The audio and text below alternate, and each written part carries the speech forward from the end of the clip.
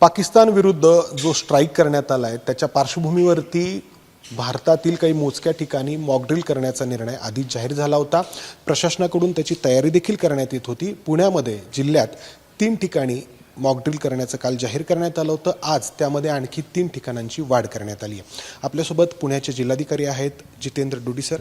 Sir, याचं स्वरूप कसं असेल, कोणत्या संस्था किंवा संघटना यामध्ये सहभागी असतील? याच्यामध्ये हा ऑपरेशन अभ्यास आहे।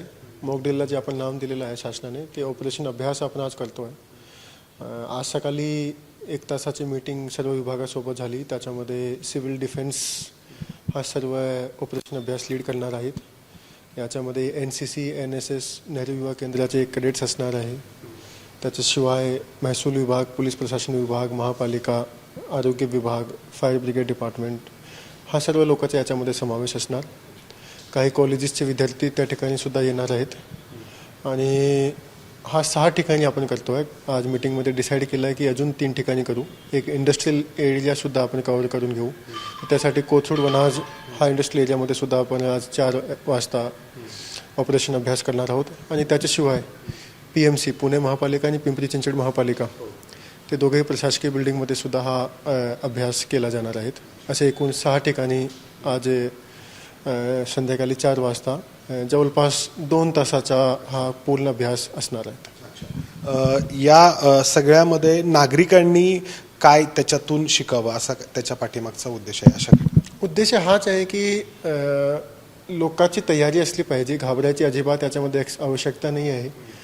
मात्र काय आहे की लोकांना माहिती असली पाहिजे की समजा की आपल्या दुश्मन देशाने आपल्यावर कुठल्या प्रकारचा हल्ला केला तर त्या परिस्थितीमध्ये आपल्याला रिस्पॉन्स काय असला पाहिजे। फर्स्ट रिस्पॉन्स जे असतो तो सर्वात महत्त्वाचा असतो। त्याच्याद्वारे आपण मोठ्या प्रमाणावर लोकांचे आयुष्य वाचवू शकतो। तर लोकांनी काय सेफ्टी मेजर्स घेतले पाहिजे, जे सर्व डिपार्टमेंट्स आहेत ते समन्वयामध्ये काम करत आहेत का, तो आपल्याला मॉकड्रिलद्वारे चेक केला पाहिजे। आणि तयारी लोकांची असली पाहिजे आणि प्रशासनाची असली पाहिजे। त्या धर्तीवर आपण हा ऑपरेशन अभ्यास आपल्या जिल्ह्यामध्येही करतो आहे। आणि तसे अजून 244 जिल्हे आहेत ज्या ठिकाणी आज हाच वेळी सर्व ठिकाणी अभ्यास असणार आहेत। सर, शेवटचा प्रश्न, ही जी ठिकाणे निवडण्यात आली आहेत तर त्याच्या पाठीमागचं काही स्पेसिफिक कारण आहे? जसं की तुम्ही सांगितलं की एक इंडस्ट्रियल एरिया घेतलेला आहे वनाज जो आहे तो कोथरूडचा।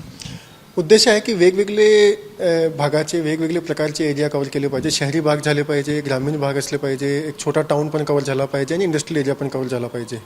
तर या पद्धतीने आपण हा निवड केलेली आहे की शहरी भागासाठी आपला पुणे काउन्सिल हॉल ते मेन एरिया झाला। त्याच्याशिवाय दोघंही महापालिकाची तयारीसाठी तिथे प्रशासकीय बिल्डिंगमध्ये होतील। एक इंडस्ट्रियल एरियासाठी आपण वनाजमध्ये ठेवलेला आहे। ग्रामीण भागाकरिता आपण मुळशीमध्ये ठेवलेलं आहे। त्या ठिकाणी काही ग्रामपंचायतचे सदस्य, सरपंच हे पण त्याच्यामध्ये सहभाग घेणार आहेत। आणि एक छोटा टाउनसाठी आपण तलेगाव नगर परिषदेचा समावेश केला। Thank you sir.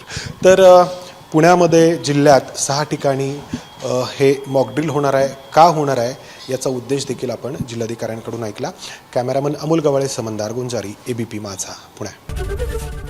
ABP माझा, उघडा डोळे बघा नीट।